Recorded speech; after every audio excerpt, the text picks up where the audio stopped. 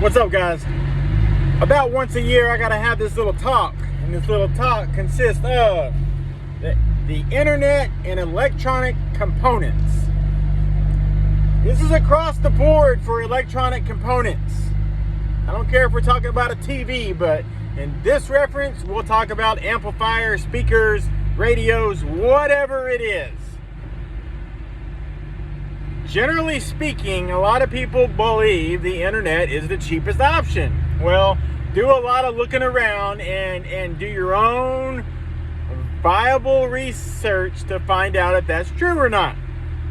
Even if it was, I can promise you it's not more than 10 to 15% less whenever it is, right?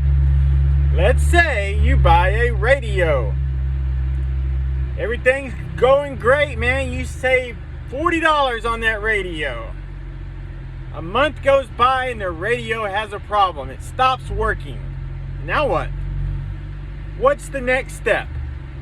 The next step is, since you don't know how to put it in, you had to pay a place to put it in. Now you got to go pay that place to take it out.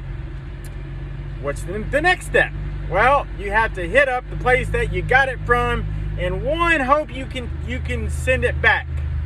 I will tell you, 75% of the time within 30 days, there ain't no sending back. So, worst case is, you're out all the money. Best case is what I'm explaining next. Best case, you tell them, hey, my radio is having a problem. They tell you, okay, let's get you an RA number, return authorization number. You get that number. Now you got to package up your little radio after you pay to get it taken out. So all the money you saved is already gone from the beginning and gone by multiples because you only saved $40. Remember, that is a realistic expectation of what, if the internet was cheaper, how much it might be less. Now you got to package it up. Now you got to walk it or drive it, take an airplane to UPS or FedEx or USPS and pay to ship it back. What is that? 20 bucks? Average about $20. I ship a lot, so I know it's going to cost $15 to $30 depending upon where it's going. Now keep in mind, when it's going there and when they're taking their sweet time to look at it, and they took sweet time before COVID. This ain't just right now. And they're gonna maybe look at it in a week. It could be 2 or 3 weeks. That is not abnormal at all. Let's call it 2 weeks, because that ain't crazy. That's a pretty good amount of time. They tell you what the problem is. If they deem you didn't do nothing wrong, then they're going to replace it. They're going to get you a factory refurbished one or repair that one. So you're still left with a used radio, which ain't nothing wrong with that. You gave them a used radio, but now it's had damage. It's been screwed up before and they fix it or whatever the case. Now, generally speaking, they will pay for the return shipping if it's your fault or theirs. And if it's your fault and they deem it's your fault, now you got to pay them to fix it. That $40 ain't looking too good that you didn't have to pay in the beginning, right? All right, so they repair it and ship it back, no charge, right? Okay. A week later, maybe you get it back because it takes a few days to process and fly to you in an airplane or UPS or FedEx. You get it back. Now you got it back in your hand now. Now what do you have to go do? You got to take that radio and go get it paid to be put in again. It's not the place's fault that your radio that you supplied had a problem. Right? So you pay again. You're paying twice to put this one radio in that you save $40. You pay twice. Let's be generous and call the installation $100. $100, $200, and then you had to pay to get it taken out to get shipped off again. Let's say they felt bad for you and just charged you half. That's what I would probably tell a customer. Hey man, I feel bad you're in the situation you're in. You thought the internet was cheaper. Let's help this be a learning curve for you, because it's not. It's absolutely not. Whenever you have a problem, you're screwed. The customer is absolutely screwed no matter what. I don't care if they tell you got a 2-year warranty. That doesn't matter. 99.99% of the time, that person or place is going to tell you contact the manufacturer, because they don't deal with warranties. If you're watching this and you are an online retailer or whatever, you know that's probably true. What I've also been told is a lot of places, multiple places, and I looked it up for my personal self so I can know that this is really happening. They're charging you for a warranty. That's a real thing. So that $40 that you just saved in the beginning might only be $20, because now you paid for an extra warranty, which I've never even heard of that. I don't want to call it a scam, but it's scamish, because the manufacturer already has a warranty. So that part is really weird to me. I don't agree with it at all. But I'm not an online retailer. I have you right in front of me. So what am I gonna do when your radio messes up? I'm gonna tell my tech to go out there and pull it out and put in a new one.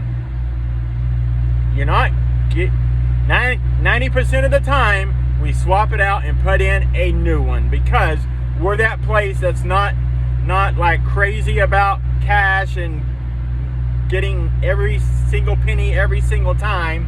I want you to know that we did the right thing by you and we swapped it out. You didn't pay me to swap it out. You didn't pay me to put it back in, because you purchased it from me. Let's call it $40 extra. I don't care.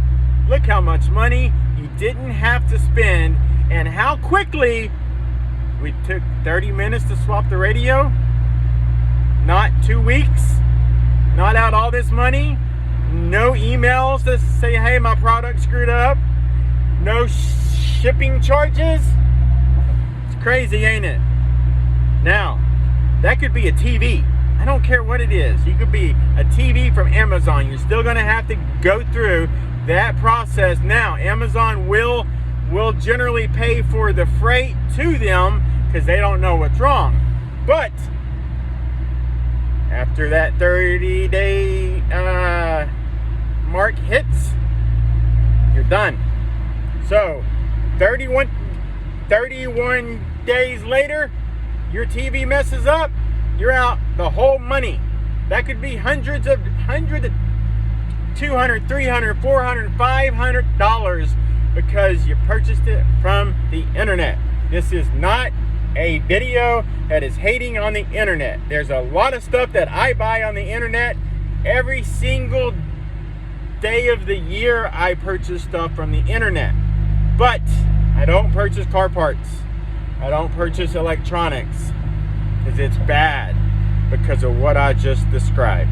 Now hopefully I helped explain it in a way where you can understand why it's not a good option. It is always better. People tell you buy local. I don't even care if you're coming to me personally. This is a video to help educate. People tell you shop local, support your local business. People that buy on Amazon, perfectly okay. I buy stuff on Amazon and the profits go to who? Jeff Bezos. Ain't nothing wrong with that. He built a great business, great market plan. I just wouldn't purchase car parts off of there. I wouldn't purchase them off of Crutchfield. I wouldn't get nothing off of the internet personally. So just remember, a small amount of money you didn't have to pay in the beginning, which doesn't always happen anyways. A lot of times you come to me, I'm going to give you a better price or match it no matter what. And then when it screws up, you say, Mark, screwed up. And I say, okay, cool, let's fix it. It's easy. This is not hard. It's easy. Now, if you go to a hole-in-the-wall place and they have a lot of entry-level stuff around, if you know what I mean, that place is likely not going to help you and not do what I just told you that I'm going to do personally. So come to me, and if anything ever happens, I have your back. This is easy. Don't complicate it. Hopefully this helped you guys. 10-minute long.